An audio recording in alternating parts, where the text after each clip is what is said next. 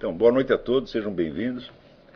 Obrigado por ter comparecido a este lançamento, durante o qual a Vide Editorial está fazendo, vamos dizer, uma oferta para os alunos do seminário e para todas as pessoas aqui presentes. Há uma redução no preço do livro, de 20 para 18 reais, para os que comprarem o livro na livraria do seminário durante esta palestra. Queria agradecer muito aos editores deste casal esplêndido, a Delícia e o César Kim, ao Silvio Camargo e a todos os que ajudaram, né, para que esta edição fosse possível, sobretudo aqui a Isabela, o Alessandro Moreno, todos os que têm colaborado conosco. Muito bem, para não repetir o que já está dito no livro, então eu vou dizer o que está antes dele, ou seja, aquilo que me levou a fazer esse estudo sobre Maquiavel. Eu concebi este livro não só tendo em vista o assunto, mas também com a ideia de formar uma espécie de modelo em miniatura daquilo que os alunos poderiam fazer em matéria de estudos de autores determinados, de problemas determinados. Então eu procurei seguir na redação do livro o mais possível a ideia mesma desses estudos, tal como eu havia exposto nas aulas. De maneira que o livro é uma ilustração de certos métodos de análise que eu estive explicando no próprio curso. Desde logo, existe a formulação da pergunta. Quer dizer que um estudo filosófico destinado a ser escrito, ele deve partir de uma pergunta e, em primeiro lugar, é preciso você provar que essa pergunta tem alguma importância efetiva, não só na esfera objetiva, mas também um motivo pessoal pelo qual você se interessa pela pergunta. E isso tem que ser, note bem, quando eu digo motivo, não quer dizer um pretexto, uma explicação a posteriori. Quer dizer, ele aparece uma pergunta arbitrariamente e depois você inventa uma justificativa. Não. Tem que ser uma coisa que tem uma raiz existencial muito forte em você. Ou seja, você tem que ter um motivo para se interessar pelo problema. Já dizia Ortega y Gasset que os problemas filosóficos eles têm a estrita obrigação de provar que eles são problemas. Quer dizer, não é qualquer pergunta que solta para você que você vai se interessar por ela e dedicar anos da sua vida só porque alguém perguntou. Eu acho que um dos piores motivos, uma das piores causas de corrupção intelectual é esta maldita mania de estudar filosofia vamos dizer, por problemas gerais, né? Problemas filosóficos gerais que estão consagrados nos manuais de filosofia, nos programas, por exemplo, o problema do determinismo, livre-arbítrio, ou o problema de idealismo e realismo, e assim por diante, né? Então, esses temas gerais, pelo simples fato de eles serem gerais, isso quer dizer que eles não têm nenhuma raiz na alma individual. São apenas problemas padronizados, que naturalmente vão ser tratados também de maneira padronizada. Embora esses problemas em si tenham importância e na sua origem fossem problemas autênticos, genuínos, na repetição que se faz deles ao longo da transmissão da cultura filosófica, eles vão se cristalizando, tá certo, em como se fossem perguntas de programa de auditório, né? Então, uma educação filosófica feita nesta base nunca pode levar a nada. Por incrível que pareça, muitas pessoas esperam justamente que num curso de filosofia a gente responda precisamente a esse tipo de perguntas. Quer dizer, que nós peguemos as perguntas filosóficas clássicas e tratemos de cada uma, né? Isso aí eu nunca fiz e eu espero nunca fazer, né? Então, você veja que toda a atividade intelectual, ela pressupõe, ela exige, além dos estudos gerais e especiais que são necessários para o conhecimento da matéria, também uma outra condição, que é a percepção correta da situação real onde o estudo está se desenvolvendo. Quer dizer, você não está estudando filosofia no ar, você não está estudando isso no planeta Marte, na estrela Vega, você está estudando num determinado lugar, tá certo? E dentro de uma situação existencial concreta que é a sua. O seu estudo de filosofia não tem uma raiz clara nesta situação, então ele se torna ele mesmo uma forma de alienação. É claro que a filosofia pode dar, vamos dizer, um alívio, né, para a pessoa que está vivendo uma situação, vamos dizer, mesquinha, deprimente, pobre do ponto de vista intelectual, então a pessoa se refugia na filosofia, mais ou menos como o próprio Maquiavel dizia que ele se refugiava da sua vida miserável, trancando-se na biblioteca e lendo os autores da antiguidade. Ou então como Boécio, na prisão, né, tinha a visão de uma mulher que representava a filosofia e ele conversava com ela. Então, todos nós temos essa tentação de nos evadir do mundo real para o reino encantado da filosofia. Acontece que nada de bom se obtém por esses meios. Eu, nas aulas anteriores, que a maioria aqui não assistiu, onde nós estávamos analisando ali a apologia de Sócrates e o diálogo Fédon, nós vimos que a coisa mais característica, mais eloquente do Fédon era o fato de que o homem condenado à morte desenvolvia um diálogo filosófico sobre o quê? Sobre a morte, no mesmo dia em que ele ia morrer. Então, quer dizer, a situação real imediata era a raiz do interesse filosófico, né? Então, Ortega y Gasset dizia que só são importantes as perguntas dos náufragos. Quer dizer, na hora que o sujeito está se afogando, no que ele ainda pensa, né? Quer dizer, será que você vai pensar em questões filosóficas gerais que estavam no programa da universidade? Não. Então, existe, mas pode haver, vamos dizer, alguma coisa que naquele momento ainda seja importante para você. Então, como diz o próprio Sócrates, a filosofia é um aprendizado da morte. A filosofia é aprender a morrer. Então, isso quer dizer que as perguntas filosóficas elas só valem alguma coisa quando elas persistem em face da morte. Quer dizer, e eu me lembro de uma conferência maravilhosa do Julián Marías, em São Paulo. Ele ia muito a São Paulo. E eu tive a ocasião, né? Eu vi várias vezes o Julián Marías em São Paulo. Ele ia muito na livraria Duas Cidades. Mas como conferencista eu só ouvi uma vez. E fiquei impressionadíssimo.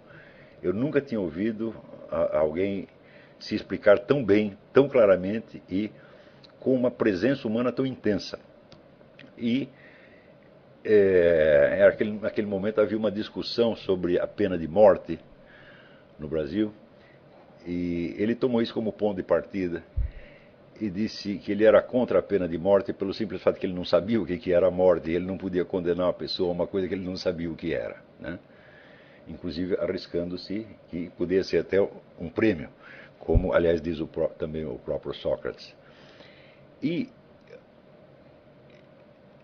continuando o raciocínio sobre a morte, ele entrava no tema da vida eterna e ele perguntava o que da alma humana poderia sobreviver. Ele diria, eu também não sei, mas se estivesse no meu poder escolher o que deveria sobrar de mim, vamos dizer, das minhas memórias, da minha vida, eu escolheria precisamente aquelas coisas que com morte ou sem morte continuariam valendo a mesma coisa, né? Quer dizer, são coisas que, de outro modo, aquilo que pode transcender a morte é aquilo que de algum modo já transcendeu a morte, é aquilo que a morte não pode abolir, a morte não pode desvalorizar e assim por diante. E é justamente disto que está falando Sócrates no dia em que ele é condenado à morte, né? Quando vocês estudam o livro do Paul Friedlander sobre Platão, que é um dos maiores estudos filosóficos da história humana, né? Se você pegar o que é erudição filosófica, a erudição filosófica é o Paul Friedlander, o resto é brincadeira. Então, o Paul Friedlander, no estudo que ele faz de cada diálogo de Platão, ele mostra sempre a circunstância concreta da qual aqueles temas surgiram. Ou seja, nada ao longo da vida de Sócrates e de Platão foi discutido por mero interesse acadêmico. Sempre havia um motivo existencial, um motivo moral sério para que aquelas pessoas se dedicassem àquela investigação. Então, eu desde muito jovem eu tive a sorte de ler o Julián Marías e Ortega y Gasset e isso não quer dizer que eu aderisse às suas filosofias no todo, mas pelo menos esta lição eu aprendi, né? O homem que usa a filosofia como um refúgio contra a miséria do dia a dia, ele é apenas um diletante, alguém que está se divertindo com a filosofia ou buscando nela um anestésico, mas não é um filósofo de verdade. O filósofo de verdade, em vez de ele se refugiar da situação mesquinha, né, no mundo encantado da filosofia, ao contrário, ele vai partir da situação imediata, por mais mesquinha e deprimente que seja, e vai tentar descobrir o caminho que leva desta situação até os mundos sublimes da filosofia e também o caminho de volta. Então você tem que unificar as várias esferas da existência, como se você fizesse, né, como no poema do William Blake, o céu e o inferno. Né? Você vai do inferno para o céu, ou na Divina Comédia. Né? Então, a filosofia, como demonstra o Dante, está no trajeto inteiro. Né? Tá certo? Então, não adianta você querer se refugiar do inferno no céu, mas é preciso subir de uma coisa até a outra, né? E conservar este senso da unidade do real o tempo todo. Então, inclusive, é uma coisa curiosa, porque muitas vezes bons amigos e bons leitores reclamam que eu fico tratando de assuntos miúdos e mesquinhos, e às vezes, você fica discutindo com idiotas, etc. Eu falo, não, vocês não entenderam o espírito da coisa. Eu jamais vou parar de discutir com idiotas. Por quê? Porque a idiotice é a situação em que vivemos, né? O Brasil é um país que já não tem cultura superior e onde você observa o tempo todo a decomposição da inteligência. Quer dizer, as pessoas vão se tornando cada vez mais burras, mais burras, mais burras, até um ponto de chegar à inumanidade. Eu digo, mas esta é a situação. Quer dizer, embora eu esteja aqui nos Estados Unidos, o meu centro de referência ainda é a situação brasileira da qual eu parti, tá certo? E a qual eu estou ligado também pela minha língua, pela presença de inumeráveis amigos meus no Brasil, tá certo? E por um resto de patriotismo, tá certo? Que sobrevive até à morte do país, né? Então, se esta é a situação concreta que nos rodeia, é dela que nós temos que partir. Quer dizer, nós não temos que ter medo de examinar em profundidade a situação mais deprimente, mais amesquinhante que tenha, porque ela é o nosso ponto de partida. Foi nela que nós nascemos ou é nela que nós estamos. Tá certo? Quer dizer, eu já não nasci nela, nasci um pouco antes, mas vocês nasceram já dentro disso. Né? Então, se não compreendemos esta situação em todos os seus detalhes, tá certo? E tentamos saltar direto para o mundo das ideias, então estamos buscando apenas um refúgio, um descanso e não o conhecimento da realidade. Tá certo? Então, estamos brincando de filosofia, estamos fazendo um teatro filosófico, como se faz em qualquer faculdade, e não uma filosofia de verdade. Então, quando às vezes eu gasto meses examinando a cabeça de um Rodrigo Constantino, a cabeça de um Sidney Silveira, um camarada assim, eu sei o que eu estou fazendo, tá certo? Não é que eu estou dando importância a coisa que não tem. Não, isto é a atmosfera cultural brasileira, não há outras. Se nós estivéssemos dentro de uma situação onde há um debate intelectual rico, poderoso, como é aqui nos Estados Unidos, bom, então você não vai perder tempo, tá certo? Com autores de 15ª categoria, mas quando você só tem autores de 15ª categoria, fala, eles são o seu ambiente, eles são a sua situação sociocultural, e é esta situação que você tem que compreender. Eu sei que isso é muito difícil, tá certo? Porque quando o nível o nível intelectual é muito baixo, então os fatores intelectuais, os fatores cognitivos se mesclam aos fatores da psicologia grupal e individual. Então, a simples compreensão das ideias não adianta. Você vai ter que compreender o que realmente aconteceu com as pessoas. Não só na escala individual, é claro, mas na escala social. Você tem que tentar ver, em primeiro lugar, em que medida esta manifestação específica, tá certo, de imbecilidade, de ignorância, de mesquinharia, reflete um fenômeno social mais geral. E tentar compreender este fenômeno. Esta é a nossa obrigação, tá certo? Então, nunca se trata, vamos dizer, de discutir com imbecis, mas de simplesmente analisar a situação e tentar compreender por que isso acontece.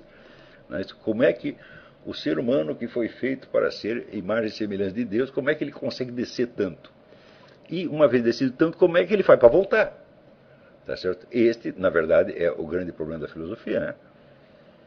Se a filosofia é definida como amor à sabedoria, significa que você não está identificado à sabedoria, mas ao contrário, você está identificado à ignorância, e a ignorância tem muitos graus, tá certo? Que descem até uma profundidade infernal. Tá certo? Então o problema não é você ficar apenas, vamos dizer, você proceder como se você tivesse a posse atual da sabedoria e pudesse desfrutá-la, né? Mas precisamente ao contrário, você está, vamos dizer, numa profundidade abissal, numa treva densa e compacta, e desde essa treva você aspira, né, a uma sabedoria e você vai aprendendo gradativamente, né, o trajeto que te aproxima dela. Né? Então a pergunta foi, por que o Maquiavel e por que exatamente formular a pergunta sobre o Maquiavel exatamente como eu a formulei. Então, você vê que o primeiro motivo para estudar o Maquiavel no Brasil é porque o Maquiavel é uma referência constante de todos os nossos políticos e de todos os nossos intelectuais. E o conceito que se tem do Maquiavel é o de um realista, quer dizer, é um homem que abandonou os raciocínios idealísticos, abandonou a esfera dos valores e decidiu mergulhar no conhecimento da realidade. Então, aparentemente, Maquiavel estaria fazendo a mesma coisa que eu estou fazendo. Né? Quer dizer, ele não se deixa enganar por valores elevadíssimos e símbolos sublimes, mas ele quer o conhecimento da realidade. É assim que se entende Maquiavel. Né? E, na mesma medida, se compreende o Maquiavel como uma espécie de um mestre da arte da política. É alguém que deu algumas receitas práticas que, se você seguir, né, você está no caminho certo para a conquista do poder. Então, o número de admiradores de Maquiavel que existe é muito grande. Né?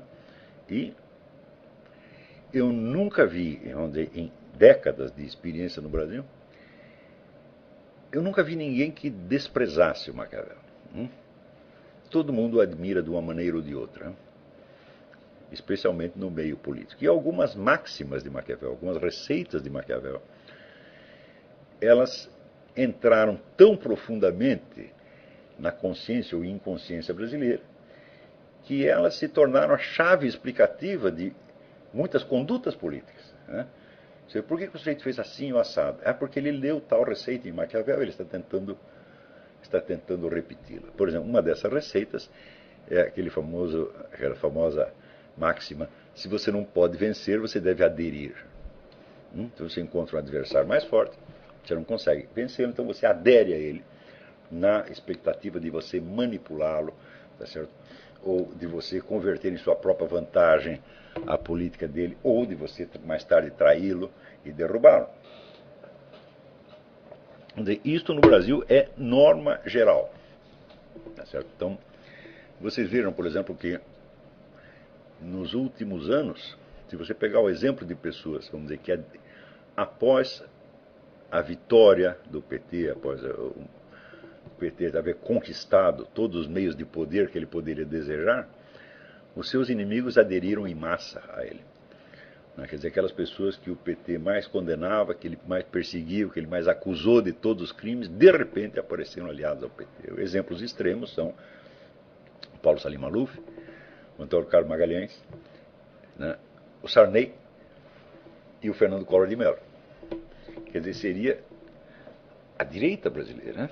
Então, a pressa com que a direita brasileira aderiu, né, a um estado de coisas que ela mesma condenava e que os condenava, por sua vez, né, é inspirada, sem dúvida, nessa máxima de Maquiavel. Quer dizer, que ela não precisa nem ser lembrada como tal, ela já está impregnada na consciência, ela virou quase uma reação automática. Foi por essas coisas que eu achei que é necessário esclarecer quem é realmente Maquiavel. Eu não menciono nada disso no livro, quer dizer, as motivações socioculturais que me levaram ao estudo não estão no livro. Eu não estou repetindo nada do livro, eu estou fazendo como se fosse um prefácio. Né?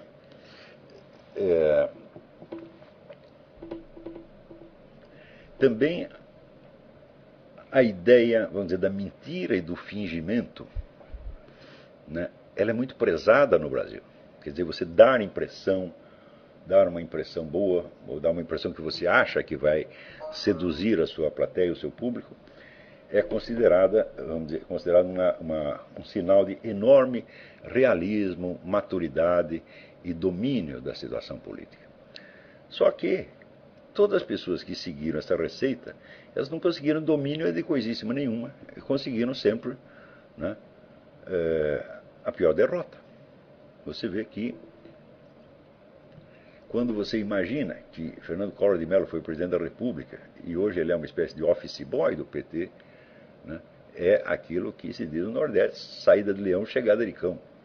Né? Então você fala, olha, esse pessoal está seguindo Maquiavel e parece que não está dando muito certo. Não é isso? Então, desde logo, tem alguma coisa errada no Maquiavel. Não do ponto de vista moral, não estou falando do ponto de vista moral, mesmo supondo-se que nós façamos abstração do fator moral e leamos o Maquiavel só como se fosse um tratado de técnica política, parece que a técnica não está funcionando. Então, surgiu esta hipótese, né? E se houver um engano geral com relação ao Maquiavel?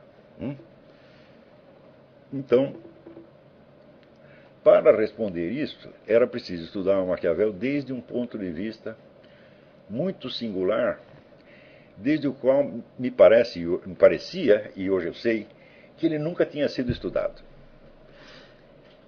Em geral, quando se estuda Maquiavel, o ponto de vista mais comum é aquele adotado por Sir Isaiah Berlin, num famoso ensaio que ele escreveu sobre Maquiavel, que é o da influência de Maquiavel no pensamento político posterior. Ou seja, Maquiavel é avaliado pelo legado que ele deixou, ou por aquilo que os outros entenderam a respeito dele. Então, Maquiavel é apontado como precursor de muitas coisas, como precursor do fascismo, como precursor do comunismo, como precursor da democracia moderna, como precursor do nacionalismo e de milhões de outras coisas. E no estudo do Sir Isaiah aparece uma resenha dessas influências deixadas, né? Só que, por uma coincidência feliz, eu só li o ensaio do Sir Isaiah depois de eu ter terminado esse livro.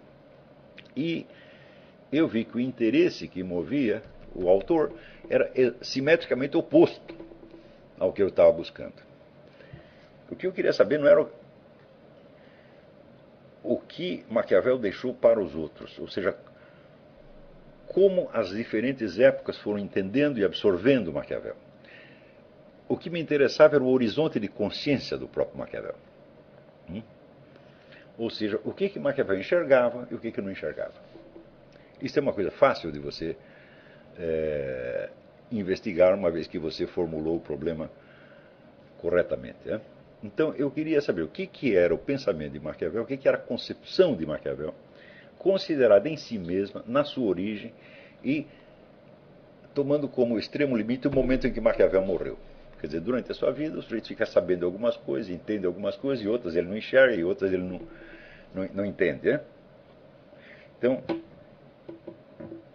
era importante investigar isto para descascar as sucessivas camadas lendárias construídas em cima de Maquiavel. E saber quem era o próprio Maquiavel no fim das contas. Tá certo?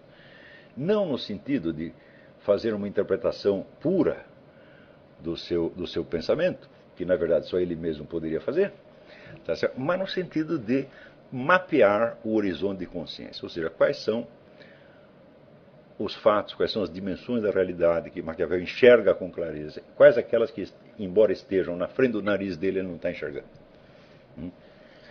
Então, esse problema do horizonte de consciência, eu já expliquei muitas vezes, até no curso de Filosofia Política que eu dei lá na Universidade Católica do Paraná. É evidentemente um conceito fundamental da ciência política. Quer dizer, o horizonte de consciência é o conjunto das informações disponíveis e das suas articulações mútuas. Em cada momento da sua vida, há um conjunto de coisas que você sabe e nas quais você pode basear suas decisões. E há outras coisas que você ignora, tá certo? Mas que de algum modo exercem uma influência sobre as suas decisões, na medida em que a ignorância de um dado faz parte do seu horizonte de consciência, faz parte da forma da sua mente, né? Então,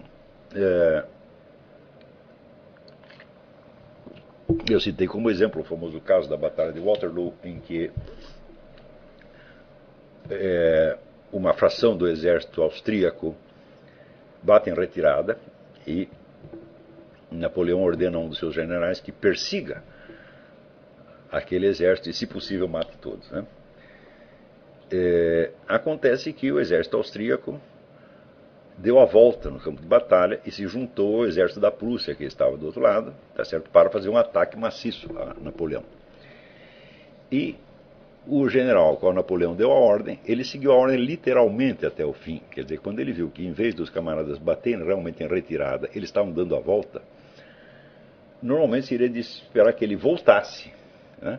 E dissesse, não, agora até aqui a perseguição faz sentido, mas daqui para dentro não, porque o que eu tenho que fazer é voltar e reforçar o exército de Napoleão. Por quê? Porque ele vai sofrer um ataque maciço da Áustria e da Prússia ao mesmo tempo.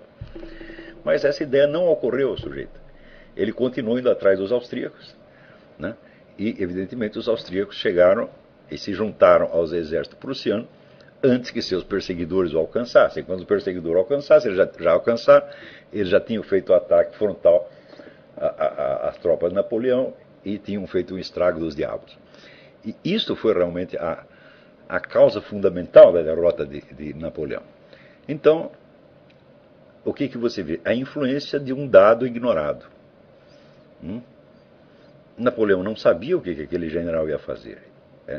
Ele não levou em conta, ou talvez ele realmente não soubesse, que aquele general, embora fosse um bravo soldado, era um homem sem muita imaginação. E que, se você mandar fazer uma coisa, ele ia fazer aquela coisa até o fim e não ia saber modificar a ordem de acordo com as circunstâncias. Então, este é um exemplo de como o fator ignorado, né, tem uma força determinante no seu horizonte de consciência e, portanto, nas suas decisões e, portanto, no círculo das suas ações possíveis, na sua capacidade de ação.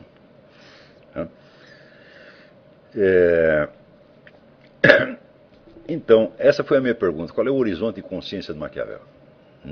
O que Maquiavel realmente sabia, compreendia e o que ele radicalmente não enxergava?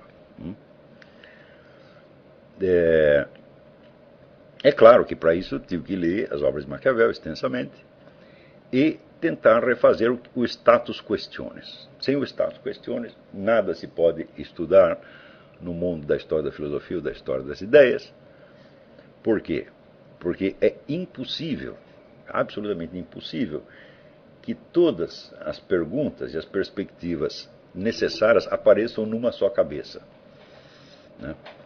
A verdade é filha do tempo, dizia Santo Tomás de Aquino. Quer dizer, então, antes de você atacar diretamente um assunto, você precisa saber o que as outras pessoas já descobriram anteriormente.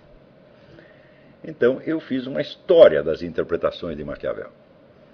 Mais ou menos também como Sir Isaiah fez, só que completamente diferente, porque ele estava perguntando o que sobrou de Maquiavel na cabeça das sucessivas gerações. Eu estava justamente querendo retirar aquilo que tinha sobrado para ver onde estava o próprio Maquiavel no começo da história, né? Então, essas sucessivas interpretações de Maquiavel, elas são muito desencontradas. São tão contraditórias que um dos grandes intérpretes de Maquiavel, que foi Benedetto Croce, disse: Maquiavel é um enigma que jamais será resolvido. Mas olha que interessante. Se o sujeito é um enigma que jamais será resolvido, isso quer dizer que radicalmente não o estamos entendendo. E se não o estamos entendendo, por que o seguimos? Por que um autor que reconhecidamente você não entende tem tanta influência prática? Não é isso? Isso aí parecia refletir um profundo desejo de auto-engano da parte de líderes políticos e intelectuais que se proclamavam discípulos ou admiradores de Maquiavel. Quando, por exemplo, Antônio Gramsci, ao mesmo tempo seguindo e modificando a proposta política de Maquiavel, troca o personagem do príncipe, o personagem individual do príncipe, por um personagem coletivo, que é o Partido Comunista, Então, dizendo que só quem pode aplicar aquela estratégia de Maquiavel para a conquista do poder não é um indivíduo, como na Renascença, mas tem que ser uma organização de massas, e cria toda a estratégia do que ele chama Revolução Cultural. Há uma pergunta que nenhum gramscista jamais fez. O conjunto da Revolução Cultural é uma técnica de engodo. É um engano. Quer dizer, você vai fazer uma coisa sem parecer que está fazendo outra. Não é isso?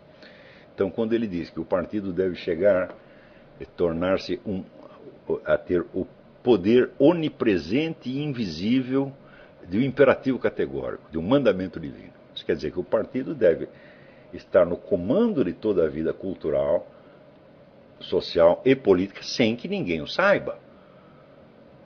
Ou seja, isto é uma engenharia da inconsciência. Então, isso quer dizer que a revolução cultural é, na verdade, uma revolução incultural. A revolução cultural só pode dar certo se ninguém entender o que está acontecendo, a não ser aqueles 2 ou 3 engenheiros sociais do partido que estão comandando o processo. Nem os próprios agentes envolvidos precisam ou podem compreender, porque se o agente, digamos o militante, está compreendendo o processo inteiro, então o poder do partido já não é mais invisível, se torna visível e ele começa a ser objeto de discussão. E é exatamente disso que se trata, vamos dizer, na estratégia do Gramsci. Então, eu me perguntava assim, será que Antônio Gramsci estava consciente de que com a sua estratégia ele não ia criar uma cultura superior, mas ele ia criar uma situação de imbecilidade coletiva absolutamente desastrosa e que talvez, uma vez consumado o processo, talvez não tivesse volta? E quando eu me lancei essa pergunta, muitos anos atrás, a aplicação da estratégia gramsciana no Brasil não estava num estado tão avançado quanto está hoje. E hoje nós sabemos que a resposta a essa pergunta é simplesmente sim. A aplicação maciça da estratégia gramsciana destrói completamente a cultura superior sem poder colocar outra no seu lugar. Jamais. Então, entendemos que o horizonte de consciência do Antônio Gramsci terminava na formulação da estratégia. Ele não era nem capaz de conceber as consequências do que ele ia fazer. Tá certo? O que já mostra que, por engenhoso que fosse enquanto estrategista, era, na verdade, considerado, por exemplo, como filósofo da história, um homem muito superficial e uma mente pequena, no fim das contas. No próprio livro que eu publiquei em 1993, A Nova Era da Revolução Cultural, eu mostrava ali, mencionava o fato de que Antônio Gramsci, de certo modo, aplicava a sua estratégia na sua própria família, e ele pegava então os contos de fadas, dava a eles um sentido, vamos dizer, político-ideológico, e contava para a sua filha. Quer dizer, ele estava doutrinando a filha através de contos de fadas. Ora, os contos de fadas são depósitos de conhecimentos, simbólicos, místicos, de uma importância extraordinária. Neles está depositado, às vezes, alguns dos dados psicológicos e espirituais mais relevantes para a humanidade. Isso é uma coisa que todo mundo sabe. Você vê que no mesmo instante que Antônio Gramsci estava estudando essas coisas, estava o Carl Jung cavando o depósito desses mitos, lendas e contos de fadas e descobrindo ali as coisas mais extraordinárias sobre as estruturas profundas da psique humana. Não quer dizer que Jung acertasse em tudo, ao contrário, mas ele estava fazendo com esse material exatamente o contrário do que Antônio Gramsci estava fazendo. Ele está tentando descobrir a riqueza ali interna e Antônio Gramsci está tentando trocar essa riqueza por um objetivo meramente pragmático, que era, vamos dizer, a doutrinação da cabecinha da sua própria filha. Em suma, ele estava destruindo a inteligência da filha, e ele não tinha a menor consciência disso. Então, por esses dados, você vai, aos poucos, mapeando o horizonte de consciência do indivíduo, traçando a linha entre o que ele enxerga, o que ele entende e o que ele nem enxerga nem entende. E era exatamente isso que eu tentei fazer com o Maquiavel. Para fazer isso, eu tive que me socorrer dizer, do auxílio de todos os grandes estudiosos de Maquiavel ao longo do tempo. Não é isso? E só, o único que falhou foi Sir Isaiah, né? Que por uma coisa, eu nem sabia que existia uma tradução brasileira deste ensaio. Embora, veja você como são as coisas, embora eu tivesse este livro, o livro estava lá na prateleira, tá certo? Mas como eu tenho horror de ler traduções brasileiras do que quer que seja, porque é sempre um risco formidável que você corre, né? Eu me lembro, por exemplo, quando eu li a tradução brasileira da Nova Ciência da Política, do Eric Voegelin, né? Tradução feita pelo ministro Viegas, eu tinha que tentar retraduzir mentalmente aquilo para o inglês para ver se eu entendia alguma coisa.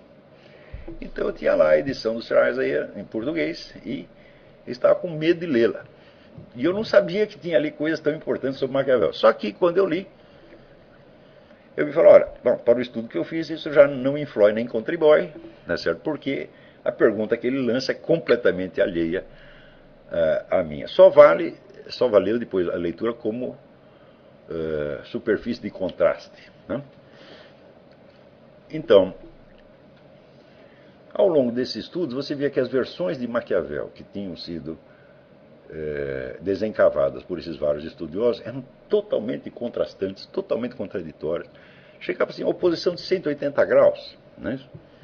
E onde alguns viam Maquiavel como assim, o mais desprezível e imoralista da história humana, e outros, ao contrário, viam como um autor de elevadíssima moralidade, um pedagogo. Não é isso? Eu falei, não é possível que essas duas pessoas sejam a mesma. Tem algum problema aí, é? Mas cada um desses estudos que foram feitos sobre Maquiavel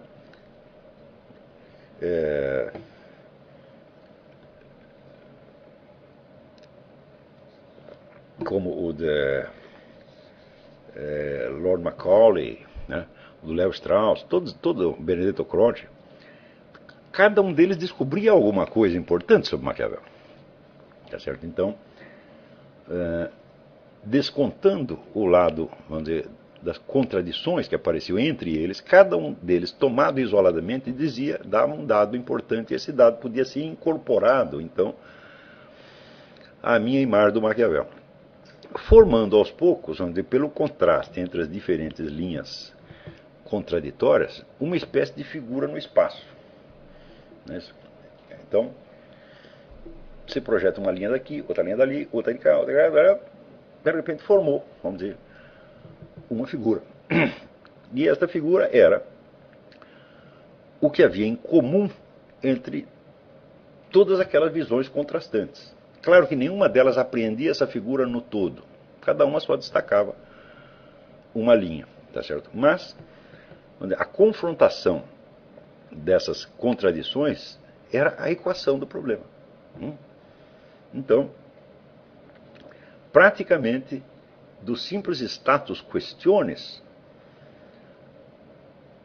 já emergia a figura de Maquiavel que eu estava procurando. Se você percebe o que cada um viu em Maquiavel, né, e você traça essas várias linhas, bom, no meio dessas várias linhas, o que está? Está o próprio Maquiavel. Não é isso? Então, o que me restava fazer era confrontar este Maquiavel que aparecia, né, pela articulação das contradições, com o que estava no texto do Maquiavel e do que se sabia da biografia do próprio Maquiavel. Tá certo? Então, eu não posso dizer que este método seja absolutamente infalível, mas não há outro. Quer dizer, qualquer autor que você vai estudar seriamente, é assim que você tem que fazer. Você tem que, em primeiro lugar, você tem que estar consciente da pergunta que você fez. Tá certo? Ou seja, você não vai estudar o autor só porque ele é importante. Você vai estudar o autor em busca de alguma coisa.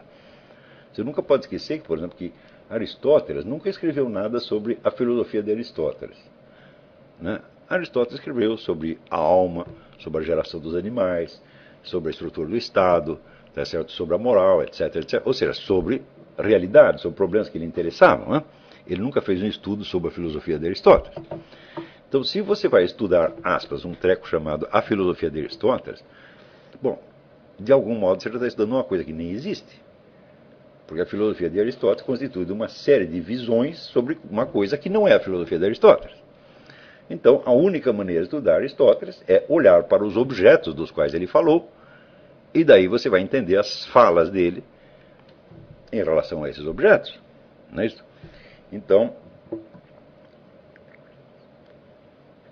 se você pegar tudo o que se escreveu no mundo sobre elefantes, sem você levar em conta que existe uma espécie animal real chamada elefante, a qual não depende de nada do que se escreveu sobre ela, a sua visão final do elefante seria uma visão puramente verbal.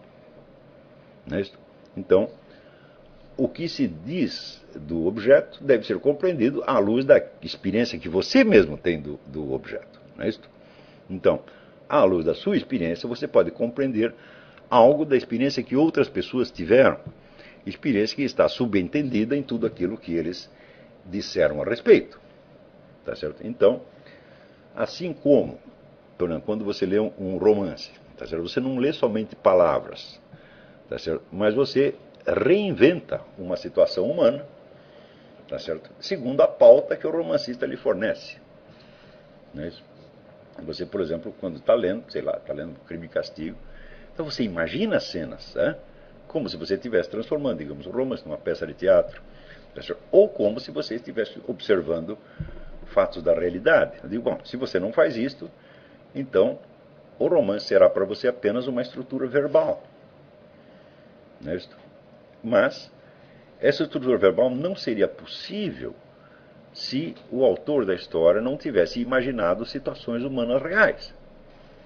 Sem o que aquilo não teria importância moral para ele. Então, do mesmo modo, ao estudar um livro de filosofia, você tem que fazer isso com um olho voltado para um lado e outro para o outro. Quer dizer, um voltado para o texto e o outro voltado para a realidade da coisa da qual ele está falando. Tá certo? Então, só isto aqui, vamos dizer, já é uma advertência que todo professor de filosofia deveria saber. Não se pode estudar um texto em si mesmo. Não existe texto em si mesmo. Quer dizer, se o texto existisse em si mesmo, apenas como uma estrutura verbal hipotética, ele não poderia sequer ser impresso. Porque o livro, materialmente considerado, é um objeto físico. E este objeto físico não faz parte do texto. Se para o texto chegar a você foi necessário imprimir num papel, sendo num objeto físico, então é porque entre o texto e o seu leitor existe a mediação do mundo físico. O mundo físico que é o mesmo no qual estão os objetos aos quais o texto se refere. Tá certo? Então, vamos dizer, o senso da atenção à realidade dos próprios objetos é uma coisa que no ensino da filosofia, no Brasil, eu praticamente nunca vi isso aí. E quando eu vejo pessoas discutindo, eu acompanho muitas discussões que aparecem no Orkut, no Facebook, etc, etc. Por quê? Porque são um indício importante do estado de coisas na sociedade, na cultura. Tá certo? São uma amostragem até a melhor que você poderia desejar, porque são milhares de pessoas que entram naquilo ali. Então, pelo que elas estão discutindo, a gente vê o que os estudantes brasileiros sabem. E a gente vê ali uma atenção quase que obsessiva aos textos e às ideias, e muito pouca atenção aos objetos dos quais essas ideias tratam. Ou seja, nós entramos num negócio, numa doença que se chama doutrinarismo. Doutrinarismo consiste em você estudar doutrinas e comparar doutrinas com doutrinas, tá certo? Para verificar se uma confere com a outra, se não confere, se estão em acordo, se estão em desacordo, tá certo? Sem a mediação da experiência pessoal do objeto. Mas acontece o seguinte, as várias doutrinas se referem a objetos. E elas foram todas produzidas num mesmo mundo, onde todos os objetos dos quais elas tratam estavam disponíveis.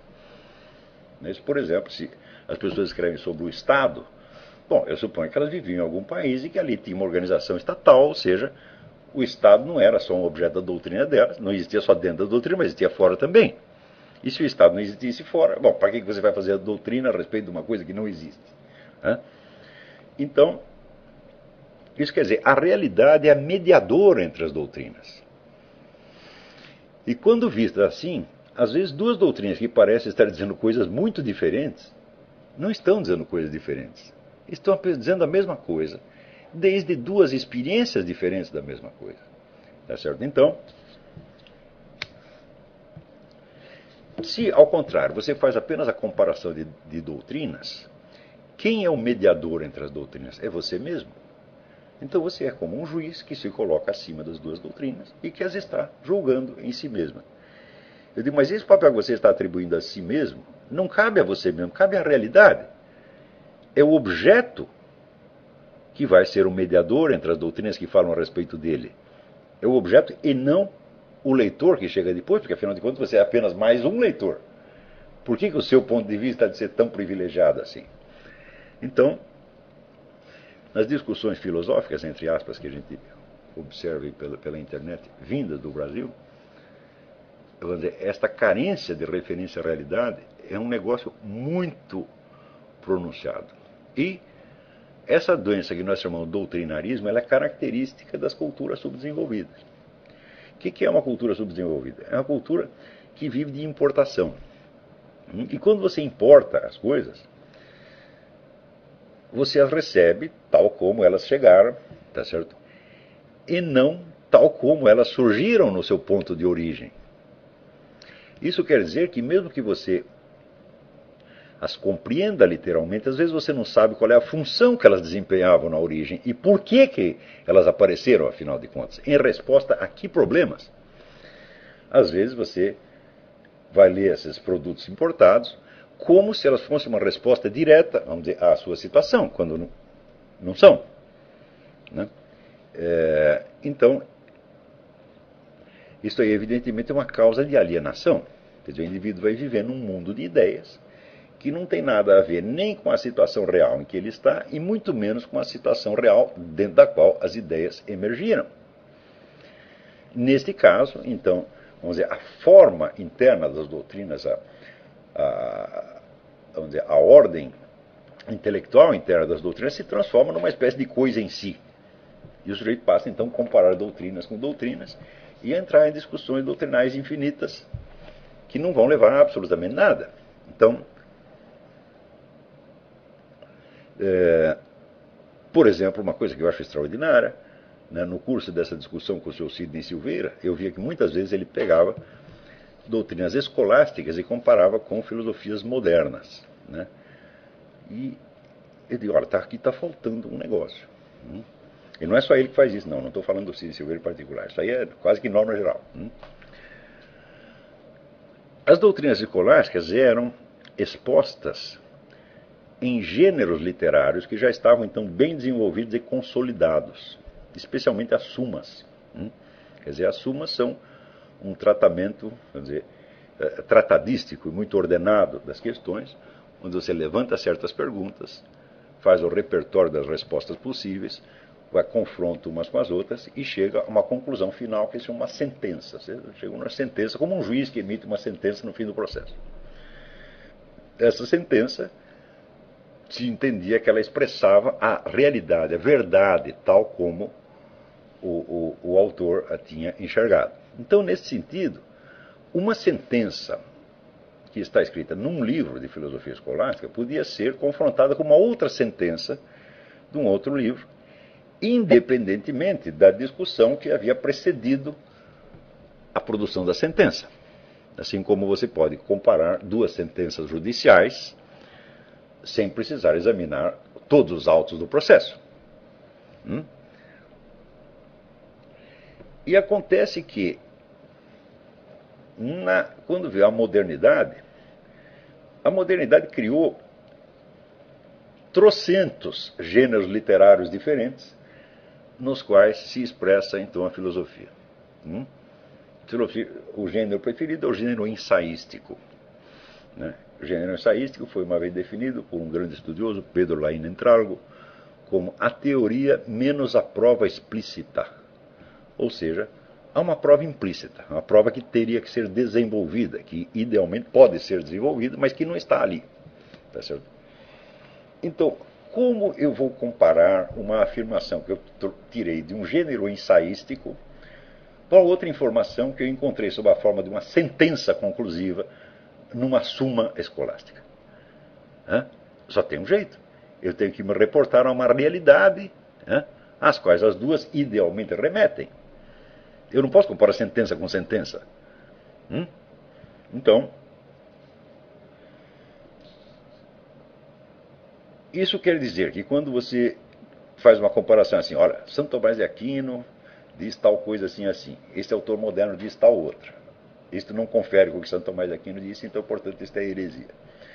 Esta é uma ocupação perfeitamente, como é que se diz? Inútil e, na verdade, impossível, utópica. Né? Porque gêneros literários diferentes têm valores semânticos diferentes. Né? No caso escolástico, por exemplo, cada termo era definido de uma maneira uniforme, da qual participavam, participava toda a comunidade dos letrados. Né? Os escolásticos escreviam para outros escolásticos. Aliás, se chamava escolástico por causa disso, porque era uma discussão que se dava dentro das escolas, entre profissionais que tinham recebido a mesma formação, né, e que usavam as mesmas técnicas argumentativas altamente formalizadas. Tá certo? Agora, de repente, eu pego aí um ensaio escrito por Jean-Paul Sartre, né, que não recebeu essa formação, que escreve num estilo altamente individualizado, tá certo? Com uma semântica completamente diferente, de como é que eu vou comparar uma coisa com a outra, meu Deus do céu. Só tem um jeito, eu tenho que apelar às realidades a que eles estão falando, e daí, a partir, vamos dizer, da minha experiência dessa realidade, eu posso calcular o diferente peso semântico de uma, vamos dizer, de uma sentença formal e, vamos dizer, de uma frase solta no meio do ensaio. Tá certo? Então, a coisa é muito mais trabalhosa do que parece. Mas, dada a propensão doutrinarista que existe no meio subdesenvolvido, as pessoas simplesmente ignoram esta exigência. Tá certo? E isto quer dizer que vão ler os filósofos em busca de concordâncias e discordâncias. Não é isso? E de dizer qual está errado e qual que está certo. E esta é uma ocupação altamente ociosa. Né? Porque o que interessa não é saber quem está certo e quem está errado, mas o que eles podem ensinar a mim. Por exemplo, vocês vão ver que na resenha que eu fiz dos estudos sobre Maquiavel, eu vou lá apresentando cada um, mostrando também as suas diferenças de perspectiva, mas eu não estou julgando nenhum. Eu não estou dizendo, esse aqui está mais certo, aquele está mais errado. Não. Porque eu não estou interessado no que eles pensam de Maquiavel, e sim do que eu posso saber a respeito de Maquiavel. Então, essas várias perspectivas, não me interessa julgá-las em si mesmas, mas articulá-las como, vamos dizer, uma rede de contradições que me faça ver um Maquiavel de verdade no meio. Não é isso? Então, eu não vou perder tempo com a discussão, confrontações doutrinais, tá certo? Porque eu não estou interessado na confrontação de doutrinas, e sim na realidade a que elas se referem, e essa realidade era o problema mesmo do horizonte de consciência de Maquiavel. Muito bem, então, muitas dessas contradições surgiam, em primeiro lugar, de contradições que estavam na própria obra de Maquiavel. Então, aqui ele dizia uma coisa, ali ele dizia outra, tá certo? E, frequentemente, ele não dava o menor sinal de ter percebido a contradição. Claro que, vamos dizer, a contradição é uma coisa que acompanha o pensamento humano desde que ele existe. Né? A nossa mente é essencialmente dialética, nós pensamos por confrontações de hipóteses. Então, nós mesmos temos que discordar de nós mesmos se queremos entender alguma coisa. Ou seja, você tem que experimentar, pensar a coisa pelo lado A, depois pelo lado B, depois pelo lado C. Então, em vez de fugir das contradições, ao contrário, você vai alimentá-las até que o cruzamento delas lhe mostre alguma coisa. Como o Raymond Abel que dizia isso, quer dizer, você vai acumular as contradições até você chegar a uma tensão intolerável. Ou seja, a coisa vai ficar cada vez mais enigmática, e na hora que a tensão ficou intolerável, é aí que aparece a forma do objeto na sua frente, às vezes com uma claridade extraordinária. Né? Então,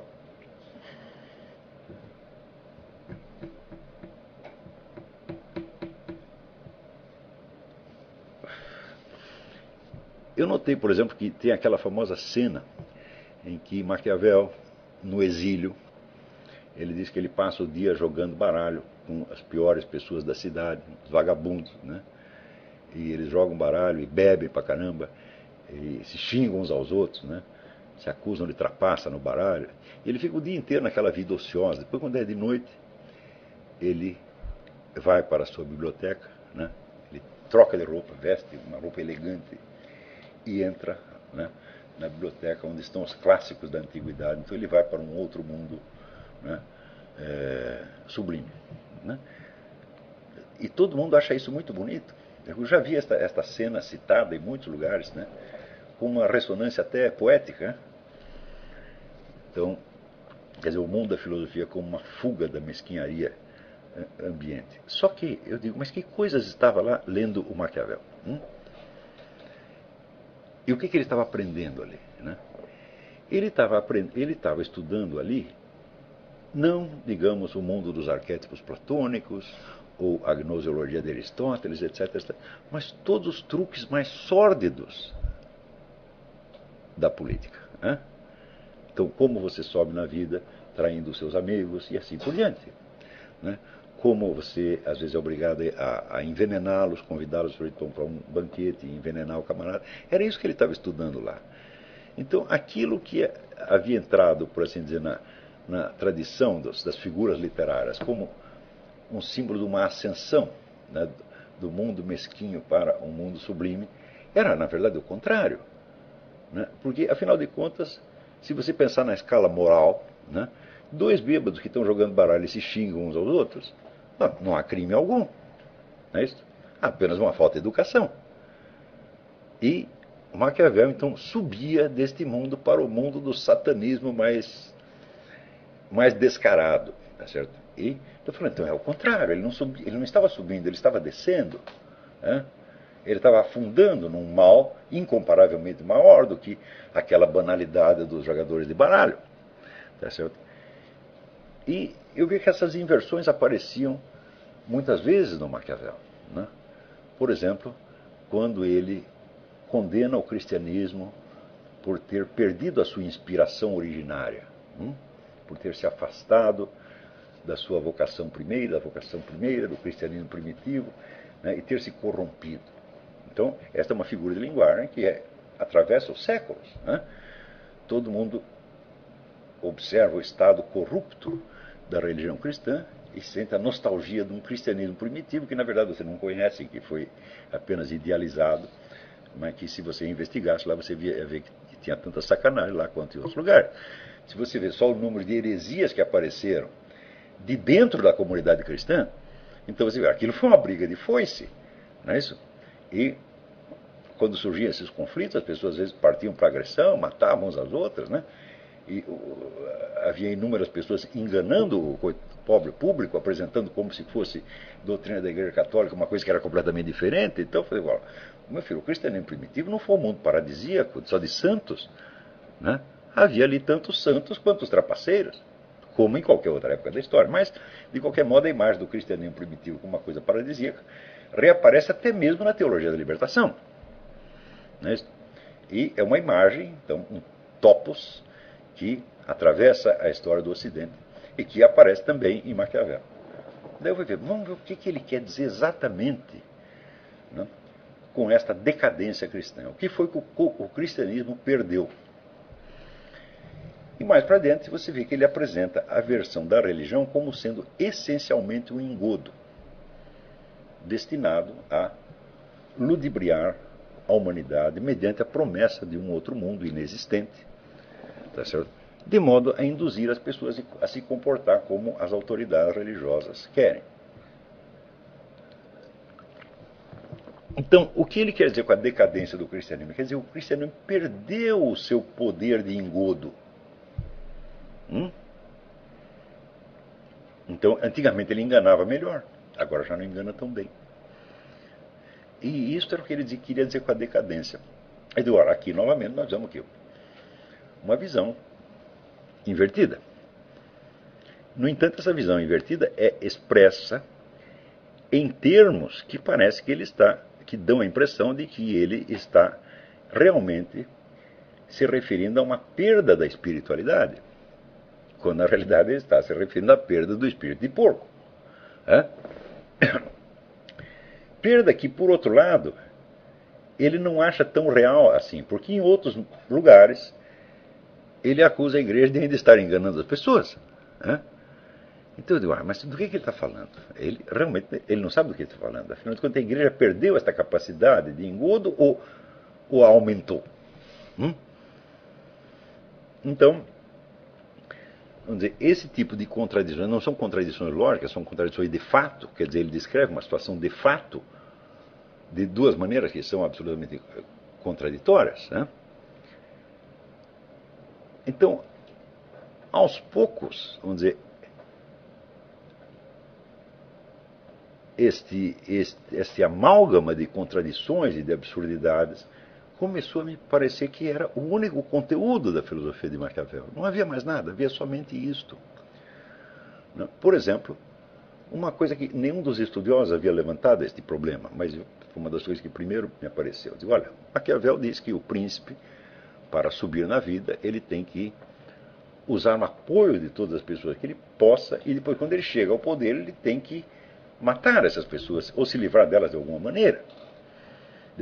Ele se livra dos seus colaboradores, tá certo? Ele trai os seus colaboradores. Eu digo, olha, mas espera aí, dos vários colaboradores, qual é mais importante do que aquele que concebeu o plano para a conquista do poder, ou seja, o próprio Maquiavel? Isso quer dizer que se alguém lesse o Maquiavel e aplicasse, né, a sua estratégia, o seu maior interesse, tão logo ele chegasse ao poder, seria matar o tal do Maquiavel e sumir com os seus escritos. Isso é uma consequência óbvia que está dada ali, né, no próprio texto do Maquiavel. Mas é claro que ninguém seguiu a receita do Maquiavel. Ninguém seguiu, em primeiro lugar, por aquilo que observou o Jean Baudin. Esse sim era um homem realista, né? Quando disse, ora, não é possível você fazer uma política baseada só na malícia, na mentira, na sacanagem. Isto não existe. Né? É necessário, vamos dizer, que o bem e o mal se equilibrem de alguma maneira, não é isso? E que mesmo a mentira esteja dentro de um quadro determinado pela verdade. Tá certo? Senão, você mesmo se deixa enganar pela sua mentira e você de ser, vamos dizer, o grande espertalhão maquiavélico, você se transforma no primeiro dos trouxas, que é exatamente o que acontece a esses políticos brasileiros que querem ser maquiavélicos. Né? Então, o destino desses políticos, Magalhães, Maluf, etc., etc., vamos dizer, para mim foi uma coisa assim altamente pedagógica. Né? Então, eu vi que esta política de você querer ser sempre o astuto, o espertalhão, né? A pessoa que está sempre fingindo. Então, eu falo, bom, isso aí se termina mal. Né? E como terminou o próprio Maquiavel? Bom, Maquiavel começou mal, passou sua vida mal e terminou mal. Daí eu fui vendo quais são as políticas a que Maquiavel aderiu durante a sua vida. Ele sempre esteve do lado perdedor. Eu digo, mas peraí, mas se o sujeito é um estrategista tão maravilhoso assim, como é possível que ele não soubesse, se ele tem a arte de como chegar ao poder, como é que ele não consegue discernir qual é o sujeito que tem a perspectiva de chegar ao poder? Ele de fato não conseguia discernir. E muitos dos seus escritos foram feitos para agradar determinadas pessoas que, no entender dele, poderiam chegar ao poder e ajudá-lo de alguma maneira. Tá certo? E, já essas pessoas não chegavam a lugar algum. Como César Borgia, ele apostou que César Borgia queria derrubar o Papa, né, e criar um novo sistema em lugar do papado. Essa ideia jamais passou pela cabeça de César Borgia, o qual, aliás, era um incompetente, um coitado que terminou também muito mal. Então você vê um coitado apostando num outro coitado que termina muito mal, e as pessoas dizem que ele é um mestre do realismo político. Falam, não é possível. Aqui tem alguma coisa. Então, bom, o que havia, eu não vou contar para vocês, porque é o que está no livro. Né? Eu estou aqui só tentando demonstrar o que me motivou a empreender esse estudo e qual, vamos dizer, a linha metodológica seguida. Eu acho, não é por estar na minha presença, mas eu acho que eu cheguei a resultados bastante sólidos. Tá certo? Eu acho que ali está demonstrado, vamos dizer, que o mundo ideológico de Maquiavel é uma confusão dos diabos, que ele mesmo jamais entendeu, nem fez a menor questão de entender, porque a motivação com que ele escrevia isto ou aquilo não era a de dar efetivas receitas de política, mas simplesmente agradar, lisonjear a certas pessoas em busca de favores até pequenos. Um empreguinho, um subsídio, tá certo? E não deixa de ser irônico que ele terminasse a sua vida, quer dizer, após ele ter feito mil planos para derrubar o papado, tá certo? Que nos últimos anos da sua vida ele vivesse dos favores do Papa, né? No momento em que ele parou de dar receitas de política e começou a escrever a história de Florença. E consta que no final da vida ele se arrependeu, se confessou e morreu na fé. Não sabemos se isso é um depoimento do filho dele, não sabemos se é verdade, tá certo? Mas,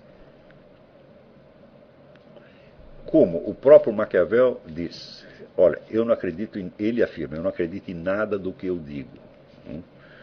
E sempre que eu encontro uma verdade, eu trato de encobri-la sob tantas camadas de mentira que depois nem eu mesmo a reconheço. Então você vê que todo o universo do Maquiavel é um universo de uma imensa psicose, onde a fuga da verdade se apoia num conjunto de estratégias tão variado para mentir para si mesmo, que no fim ele mesmo não podia entender o que ele tinha escrito, e que por isto mesmo ele é um enigma. Estudar Maquiavel é estudar uma psicose. Vamos dizer, uma psicose pode ser compreendida, eu digo, até um certo ponto. Se você pudesse compreendê-la totalmente, seria preciso que ela tivesse uma inteligibilidade para o próprio psicótico, que é exatamente o que falta. Então você acompanha o Maquiavel até um certo ponto, e dali para dentro você diz, não, aqui não é que eu não posso entendê-lo, não há mais o que entender. Né? Isto aqui não é uma ideia, não é uma doutrina sobre a realidade, isto aqui é um sintoma. Tá certo? Então, depois de séculos de discussão do Maquiavel, eu acho que eu sou o primeiro autor que chegou à conclusão e falou, olha, não vale a pena estudar isto. Isto é apenas uma psicose, não há nada para você aprender ali, a não ser que você queira esteja estudando isso para entender um período histórico que se caracterizava pela mais extrema confusão, onde ninguém praticamente estava entendendo nada, tá certo? E Maquiavel era só mais um que não estava entendendo nada. Então, bem, foi esta a ideia do livro. Então, podemos aqui fazer uma pausa, lembrando a vocês que quem comprar o livro agora no site do Seminário de Filosofia terá um desconto. E voltamos daqui 10 minutos para algumas perguntas. Né?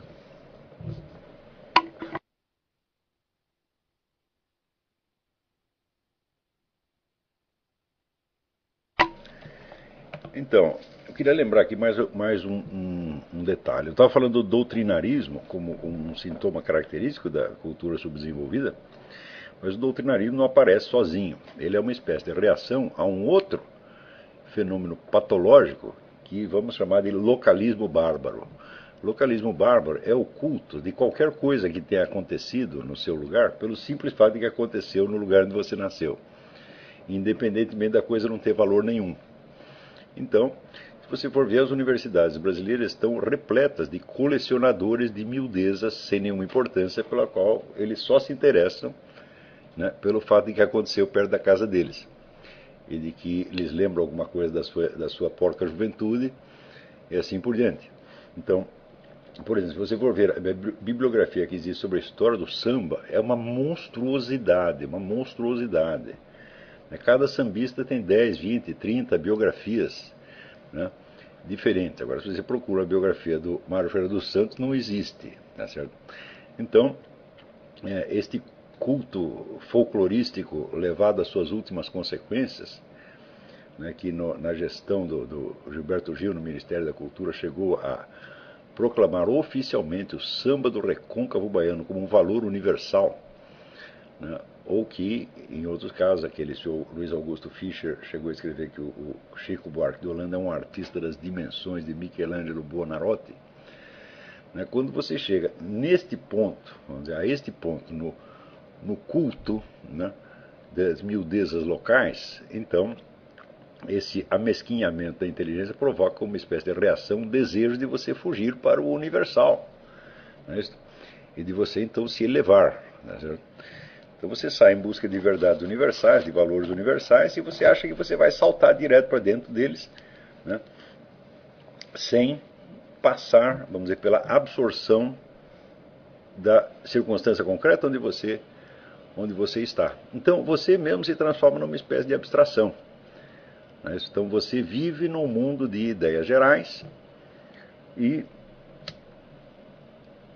essa ideia geral não tem nenhuma conexão com a sua conduta real, com os fatos reais da sua vida. Então é claro que é um caso de alienação extremamente grave. Então, o problema que sai aí é o seguinte, é que você vê a percepção de quais são as categorias com que você está lidando, a que gênero pertence os fatos que você está analisando. Então, isso aí é uma espécie de capacidade humana natural que tem que ser aperfeiçoada pela disciplina. Isso é, quando você lança uma pergunta filosófica, a pergunta pode estar tão imensamente deslocada em relação aos fatos, não é certo? Mas, em geral, a sua percepção espontânea está adequada aos fatos. Quer dizer que a percepção humana não confunde, por exemplo, uma essência com um acidente. Não confunde facilmente. Agora, o seu pensamento pode confundir, a sua doutrina pode confundir. Mas quando você olha, por exemplo, um gato, você não pensa que aquilo é uma coisa meramente adjetiva. Você sabe que é uma substância real vivente, não é isso? Mas, na esfera do pensamento, você pode, em seguida, fazer as maiores confusões a respeito. Agora, por causa desses vícios da cultura subdesenvolvida, você pode chegar ao ponto de você confundir a sua própria percepção. Então isso quer dizer que você está continuamente olhando as coisas sob gêneros ou sob categorias que são totalmente inapropriados. Então não se trata de erros de lógica, de erros de raciocínio, né? É um erro de percepção e de nomeação. Quer dizer, você está dando os nomes errados às coisas, tá certo? E você os está olhando sob categorias que não são apropriadas. Isso aqui é uma coisa geral. No Brasil de hoje é uma coisa absolutamente impressionante isso aí. E depois que passa num certo ponto, eu não creio que seja possível corrigir isso pela educação, porque já se transformou numa espécie de sintoma neurótico. É isso? Então, um dos objetivos deste curso, quer dizer, é vacinar as pessoas contra isto. Tá certo? Então, quando você adquire alguma cultura, você começa a ler livros de filosofia, literatura, bom, você cria um certo peso de conhecimento, né? E este peso oprime a sua alma. Quer dizer, a estrutura da sua personalidade não foi feita para aguentar aquilo. A estrutura da sua personalidade nasceu, foi desenvolvida dentro, vamos dizer, deste meio, né, mesquinho, tacanho, etc, etc. Então, você é um fruto, você é um produto da própria educação que você odeia, né? Então, quando você começa a adquirir cultura, a primeira coisa que acontece é que o peso do conhecimento adquirido neurotiza você. Você cria inadequações de comportamento, né? Então, o que você tem que fazer? Você tem que parar aquele desenvolvimento intelectual e cuidar agora da sua alma, da sua personalidade, tratar de fazer os reajustes necessários para que você possa arcar com os conhecimentos adquiridos. É por isso que nesse curso eu sempre for, assim, tem, vamos dizer, um acelerador e tem um breque. Quer dizer, nós vamos avançar no conhecimento, mas nós vamos brecar e voltar e pensar sobre, cara, o que nós estamos fazendo aqui, quem somos nós, qual é o que eu estou realmente querendo, qual é a minha, vamos dizer, onde está a minha própria voz no meio disso e assim por diante. Se você não fizer isto, então você cai naquela norma que me ensinou o Dr. Juan Alfredo César Melo, quando ele dizia crescer e não rever a história da sua própria alma é se candidatar a uma neurose. Ou seja, você simplesmente progredir no mundo do conhecimento não quer dizer nada. Você pode estar, vamos dizer, você vai se transformar, vamos dizer, numa alma atrofiada em cima da qual você colocou um punhado de ideias eruditas. Então você vai ficar simplesmente uma pessoa feia. Tá certo? Então, por exemplo, o indivíduo que está discutindo questões filosóficas, mas escreve por uma linguagem de mau gosto. Quando digo mau gosto, eu digo, por exemplo, às vezes uma linguagem pomposa, professoral, que é descabida. Às vezes eu chamo de linguagem cardinalícia. Isso é tão comum no Brasil de hoje, mas eu vejo que 40 ou 50 anos atrás as pessoas tinham muita consciência disso aí. Então, se uma coisa era escrita em uma linguagem literária inapropriada, as pessoas largavam imediatamente. Está na cara que isso não é uma pessoa de verdadeira cultura, é alguém que está apenas imitando. Né? Então, esta consciência hoje se perdeu quase que por completo. Quer dizer, o pessoal escreve, né, de altas filosofias naquele estilo que o Bruno Tolentino chamava estilo penteadeira de velha. Né? Quer dizer, aquele negócio pomposo, empoadinho, né? Bonitinho. Mas que coisa mais feia, as pessoas não percebem que isso, vamos dizer, é uma síntese ao senso estético de quem tem algum. Né? Então, vamos dizer, o senso estético, ele reflete a sua percepção da realidade. Ora, vocês no Brasil são criados num dos meios esteticamente mais feios que existem no universo. Quando você percorre aqui os Estados Unidos de ponta a ponta, claro que você encontra algumas monstruosidades arquitetônicas, mas em geral as cidades são muito bonitas, têm, vamos dizer, uma estética coerente, quer dizer, não quer dizer que todas as casas são no mesmo estilo, mas você tem um certo número de estilos onde você vê um diálogo. Então aqui tem um estilo X, ele confronta com outro estilo e depois tem uma terceira solução e assim por diante. Então você vê, de certo modo, você vê a história da arquitetura americana nas cidades. No Brasil, qualquer cidade, seja as capitais, seja coisa interior, aquilo é uma coleção de deformidades absolutamente inclassificável. A maior parte dos edifícios você não pode dizer que estilo pertence porque não tem nenhum. Não é isso? E de repente, no meio dessa feiura, o sujeito contrata um arquiteto estrangeiro e faz uma maravilha, uma obra-prima que não tem nada a ver com o restante da rua, por exemplo. Né? Então vai ficar a coisa ficando cada vez pior. Então esta deformidade estética, ela entra em nós. Eu já dei aula sobre isso. Falei, bom, você vai ter que repovoar o seu mundo estético com outros elementos, porque a partir daí você tem uma confusão de base no seu próprio mundo perceptivo que vai se traduzir na deformidade das suas ideias ou na deformidade da posição existencial desde a qual você defende as ideias. Né? Então eu me lembro do Dr. Meira Pena, contava que uma vez ele perguntou aos alunos dele na Universidade de Brasília a que classe social eles pertenciam. Ninguém sabia. Então, quer dizer, você não é capaz nem mesmo de se classificar sociologicamente, então literalmente você não sabe onde está.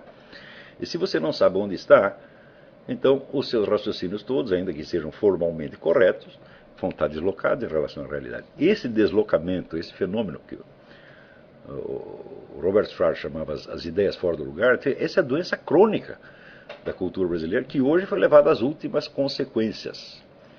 Tá certo? E, evidentemente, quando eu comecei a estudar o caso do Maquiavel, é porque me pareceu, e eu acho que eu tinha razão, que essas concepções maquiavélicas, tão comuns no mundo da política e dos negócios no Brasil, né, faziam parte da alienação brasileira. Ou seja, indivíduos que estavam fazendo todo o possível para se autodestruir politicamente, acreditavam que estavam praticando táticas maquiavélicas de conquista do poder. E isto inclui até mesmo as nossas forças armadas. Se você pega esses vários centros de discussão, né, na qual se elabora o pensamento militar, eu vi esse pessoal se envolver em ilusões alienantes tão incríveis, né, que hoje, quando a gente os vê humilhados de 4 perante o governo federal, eu digo, está vendo que deu o seu maquiavelismo? Você não era um senhor tão esperto, né? Ou seja, existem certas espertezas que são muito ingênuas, né, que chegam até a ser cândidas. Não? E eu não posso negar que o próprio Maquiavel estava infectado disso até o fundo da alma. Quer dizer, ele não sabia exatamente qual é a sua posição na sociedade, ele atirava a esmo e fazia tentativas desesperadas, às vezes, de restaurar essa situação pelos meios os mais inconvenientes possíveis e chegava sempre, né, caminhava sempre de fracasso em fracasso. Então, esperteza demais dá nisso. Né? Bom, não vai haver tempo de nós respondermos a muitas perguntas, porque agora já são 10h10 no Brasil. Tem algumas perguntas bastante extensas aqui.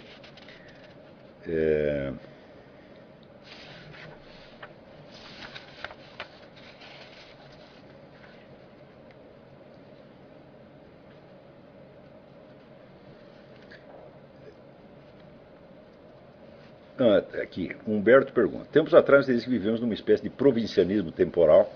Por exemplo, quando relegamos os sábios da antiguidade a uma espécie de museu das ideias e não utilizamos as resoluções deles para nossos problemas presentes. Você, inclusive, enfatizou esse pensamento com algo assim. Devemos procurar saber o que Aristóteles diria do nosso mundo atual. Ou seja, nós conhecemos a opinião atual sobre Aristóteles, mas não conseguimos imaginar a opinião que Aristóteles teria de nós. Na última aula do curso online de filosofia, você disse, rebatendo seus oponentes, que não se pode saber o que Santo Tomás de Aquino pensaria do fascismo. Parece uma contradição. Se possível, eu pediria para você discorrer um pouco sobre o assunto. Bom, esse aqui é um problema que sempre aparece no estudo de qualquer filosofia antiga. Quer dizer, se você não é capaz de imaginar, de conceber, vamos dizer, uma análise aristotélica de um problema presente, real, então você não está realmente entendendo a filosofia de Aristóteles. Você só entende a filosofia nos termos exatos em que a doutrina se expressou pela primeira vez, tá certo?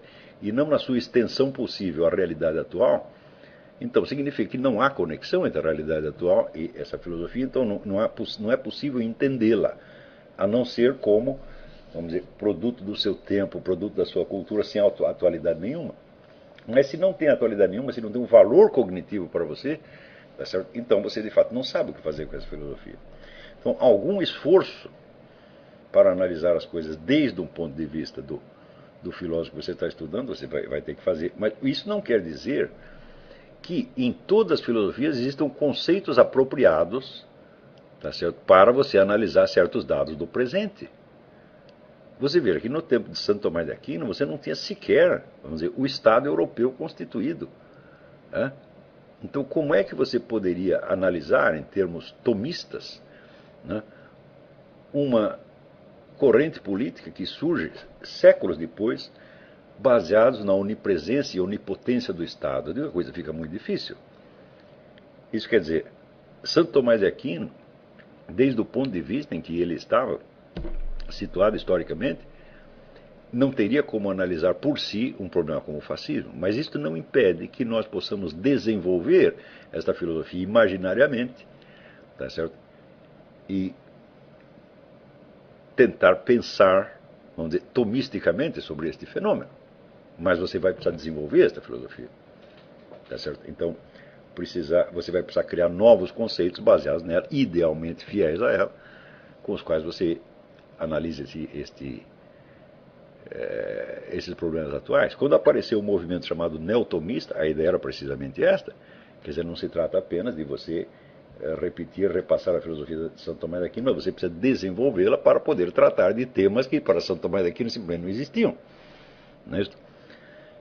Então é disso que se trata. Claro, não é possível pensar um fato da ordem atual, de uma ordem histórica estranha ao filósofo, partindo literalmente do ensino dele, mas você pode desenvolvê-lo. Sempre esses dois lados existem. Né?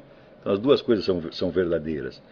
Né? Por um lado, é preciso você se esforçar para imaginar o que o filósofo diria disto ou daquilo que está acontecendo, mas você tem que saber que você não pode dizer isso exatamente com os únicos instrumentos que ele te legou. Você vai precisar desenvolver alguns. Né?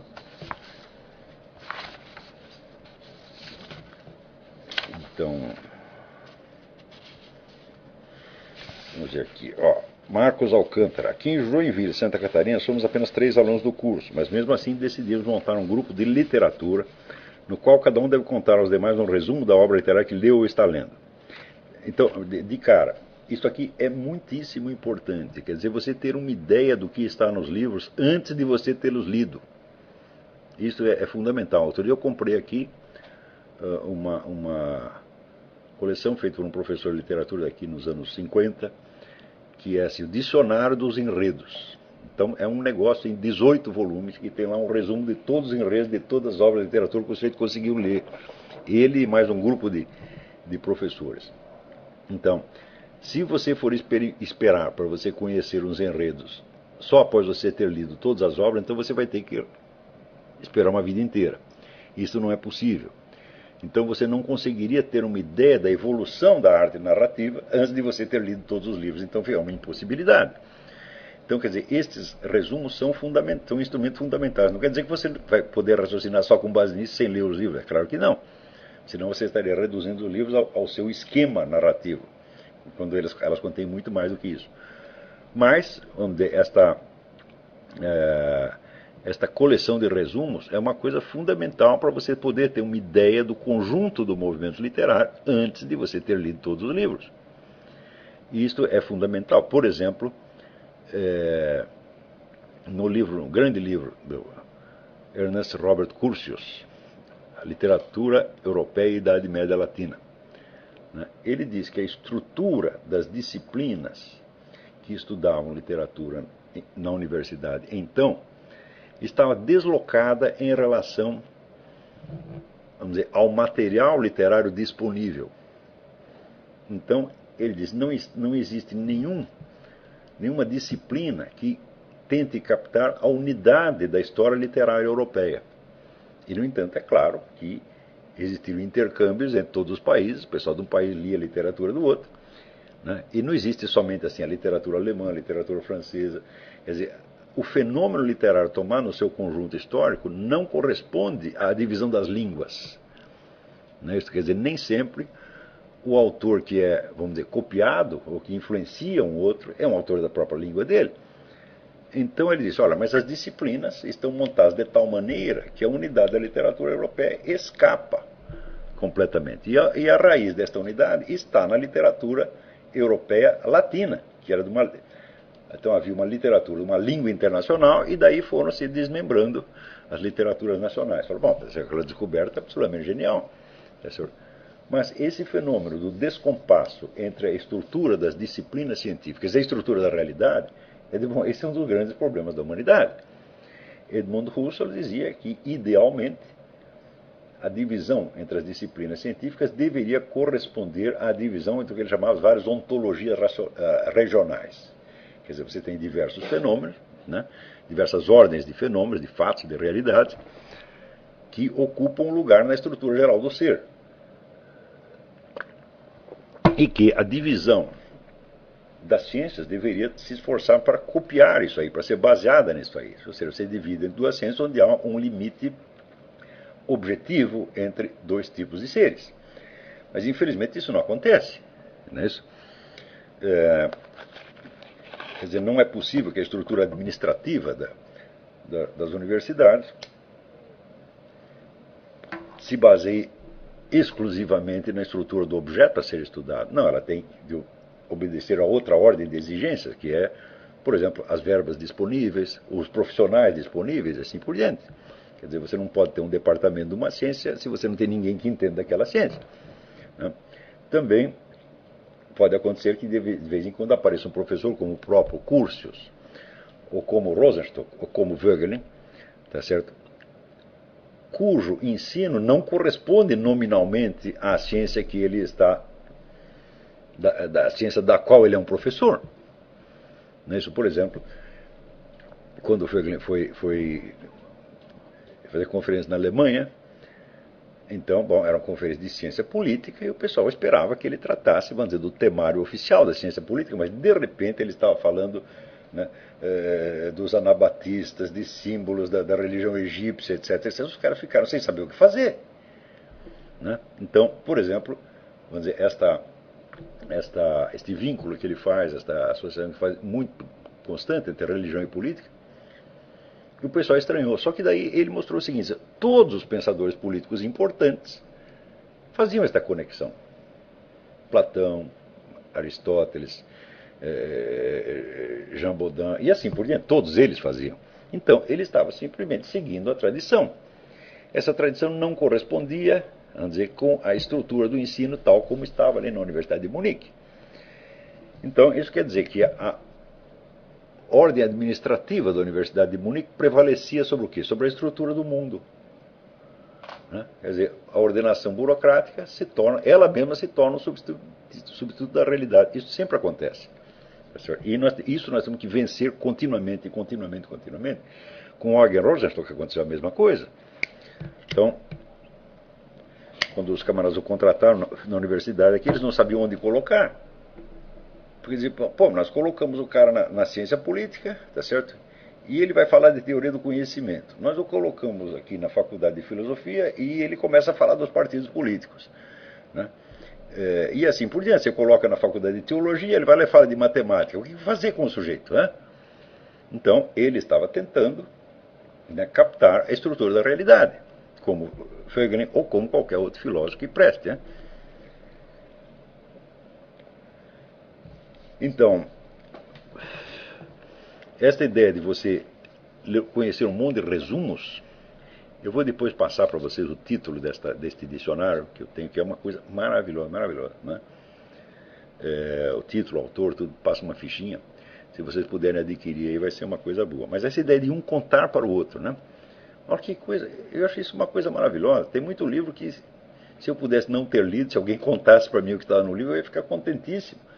O pessoal pensa que eu gosto de ler, eu falo, eu odeio ler, eu gosto de aprender. Né? Se alguém me contasse o que está no livro, bom, seria uma maravilha. Eu me lembro quando eu era adolescente, tinha um amigo meu que estudava muito Heidegger. E um dia ele pegou o livro do Heidegger, que nem era um livro muito comprido, que é isso, a metafísica, e me fez uma exposição daquilo. Eu digo, olha, teve um impacto muito maior do que se eu fosse ler o próprio Heidegger. Né? Então eu sou gratíssimo a este meu colega, que ele despertou em mim um interesse filosófico a partir de uma exposição que ele fez do Heidegger. Então, contar para os outros aquilo, eu falo, você está poupando trabalho para as pessoas. Né? Quer dizer, nossos objetivos iniciais são forçar todos a ler as obras literárias indicadas pelo professor e povoar a imaginação, deixando de lado discussões mais filosóficas. Isto, maravilha, é isto mesmo. É isso que tem que fazer. Né? Então, vocês estão de parabéns. Quer dizer, primeiro, povoar o mundo da imaginação, dos sentimentos, que vai, inclusive, habilitar vocês a compreender situações humanas, reais, que não são formuláveis em termos teóricos. Né? Então, se você for esperar, por exemplo, você tem um conflito de família, você tem um problema qualquer, brigou com a namorada, sei lá, qualquer problema. Né? Você não vai poder esperar até você ter uma compreensão conceptual do problema para você lidá-lo. Você vai ter que usar, vamos dizer, instrumentos muito mais rápidos, forma de pensamento analógico, simbólico, a partir de evocações que você tem, de leituras que fez, de coisas que ouviu. Né? Então, vamos dizer, é este mundo da imaginação e das emoções que primeiro que você tem que tornar, vamos dizer, rico, flexível, rápido, tá certo? Para entender o mais rapidamente possível as situações humanas, mesmo que você não consiga verbalizar o que está acontecendo. Né? Lembra daquele exemplo que eu dei no começo do curso, daquele teste que fizeram, né, das cartas de baralho, não é isso? Onde você tem dois processos cognitivos funcionando ao mesmo tempo. Um que é, de certo modo, pré-verbal e o outro que é verbalizado.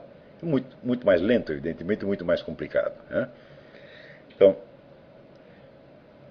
você se habituar também, vamos dizer, a trabalhar nessa esfera pré-verbal. Você poupa muito trabalho, tá certo, do raciocínio verbal, que é mais pesado, mais complicado.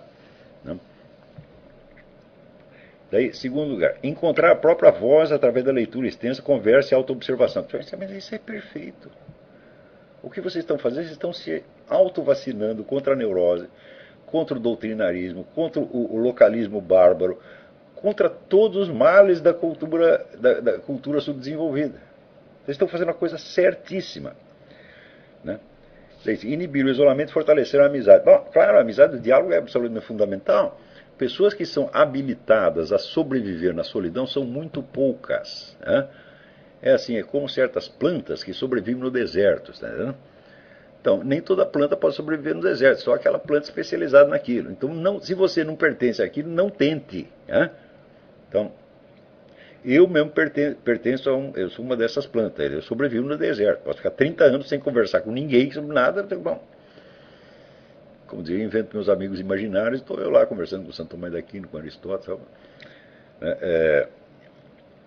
Mas esta é uma habilidade que não tem nada a ver com o talento filosófico, é uma habilidade específica que algumas pessoas nascem com ela. Né?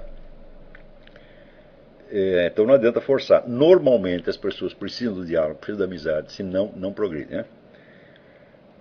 Item 4. Usufruir de qualquer tipo de tabaco, de preferência o mais mata-rato e cancerígeno possível. Bom, isso não é obrigatório, né? Então, eu acho que o cigarro ajuda você a pensar, mas posso estar enganado.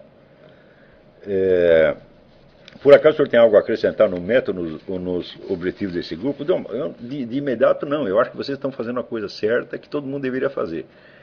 Como é que se começa uma educação? Eu digo, você lendo toda a literatura imaginativa que você possa. Tá certo? Porque,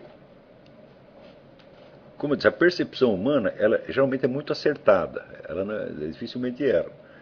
Mas quando você passa para a esfera já da imaginação, fala, bom, opa, peraí, imaginação e memória já não funcionam tão bem quanto a percepção. E quando você pula um grau a mais, vamos para o pensamento conceptual. Fala, bom, aí o erro a possibilidade de erro é enorme. Então, quanto mais você investir nos andares mais baixos, né, você está reduzindo a possibilidade de erro. Ainda que ao preço de você muitas vezes perceber coisas que você não consegue verbalizar. Agora, quando você entra na universidade, por exemplo, vamos supor, eu gosto muito de literatura, eu vou estudar letras. Você sabe o que os desgraçados vão fazer com você? Vão encher você de teorias literárias e não vão mandar você ler um único poema, pô. Então, resultado, eles vão secar a sua imaginação literária. Então, é melhor você ler um monte de obras literárias sem ter teoria nenhuma do que você ler as teorias sem ter as obras literárias, né? Afinal de contas, as teorias versam sobre as obras literárias. Então, a cultura literária é feita lendo as obras de literatura, ainda que você seja capaz de elaborá-las intelectualmente. Não se preocupe com isso. Lembra do Leibniz, né? O sujeito que tivesse visto mais figurinhas seria a pessoa mais culta. Né? Por quê? Porque tem uma imaginação vasta. Né? Aliás, alguém aqui pergunta, exatamente aqui,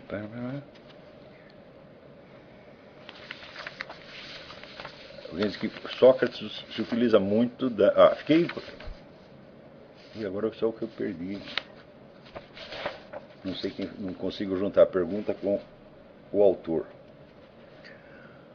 Ao ler os diálogos de Platão, fiquei impressionado com o quanto Sócrates usa a analogia. O senhor pode falar um pouco da importância da analogia para o conhecimento? Muito bem. Toda e qualquer investigação de qualquer coisa começa com uma analogia. É porque você achou alguma coisa parecida com outra, diferente da outra. Então, é claro que esse pensamento analógico, ele é somente um começo. Uma única analogia, um único símbolo, contém inumeráveis possibilidades de conceitos diferentes que depois você vai separar. Vai ter que descascar a analogia, ver as várias camadas de significado e as várias, vamos dizer, afirmações a que aquilo pode corresponder. Mas sempre que você está investigando algo pela primeira vez, a sua forma de pensamento é sempre analógica, não tem outro jeito. Às vezes você vai começar por notar semelhanças e diferenças. As semelhanças e diferenças podem ser fortuitas, tá certo? Mas isso não tem importância. Depois você volta atrás e corrige, não é isso?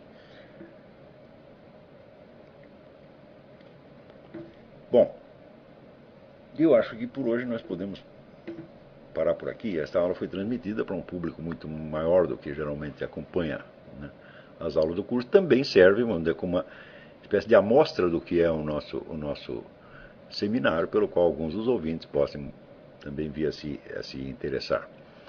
Em todo caso, se já se interessaram pelo meu livro do Maquiavel. Então, muito obrigado a vocês pela sua atenção e para os outros até a semana que vem. Muito obrigado.